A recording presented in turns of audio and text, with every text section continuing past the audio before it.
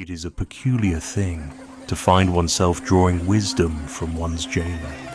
Yet here I sit, watching the morning light dance across the segmented armor of my guard, my Praetorian sentinel, and I cannot help but perceive something rather remarkable in the whole arrangement.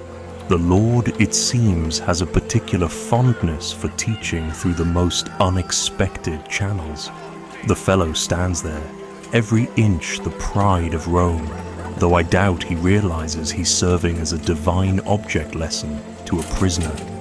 His lorica segmentata, that clever arrangement of iron plates and bronze fittings, catches what little sunlight ventures through my high window, creating the most extraordinary display of reflected glory.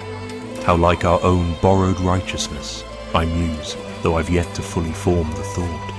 The most fascinating detail, and I do hope you'll forgive a prisoner his careful observations, is the way everything connects. The leather straps and brass buckles holding his armor together create an intricate pattern that puts me in mind of the interconnected nature of divine truths. Nothing stands alone. Each piece supports the others, rather like... But no, I'm getting ahead of myself. His crimson tunic beneath the armor strikes a rather magnificent contrast, and I find myself wondering if there isn't something terribly important about that too. The way it shows beneath the iron plates, like truth beneath protection, or perhaps, well, one must be careful not to see symbols everywhere, though I suspect the Almighty doesn't mind us finding them.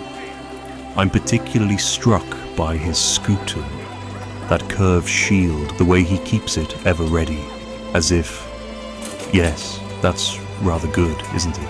As if faith itself ought to be just as ready, just as protective. The thought begins to take shape in my mind. Preparation.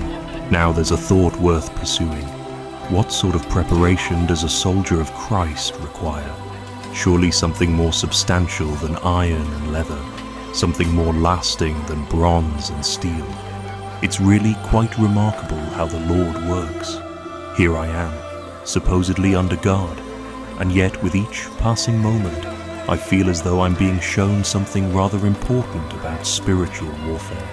The physical and the spiritual, the seen and unseen, all wrapped up in this Roman soldier standing before me, unknowingly providing inspiration for what I suspect will become a rather significant metaphor. The rhythmic clicking of his hobnailed sandals on the stone floor keeps time with my thoughts as they coalesce. Armor of God. Yes, that's it exactly. Not the sort one forges in earthly fires, but something far more substantial.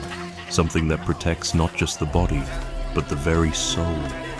How curious that it takes imprisonment to see it. I really must write this down, perhaps to those dear friends in Ephesus.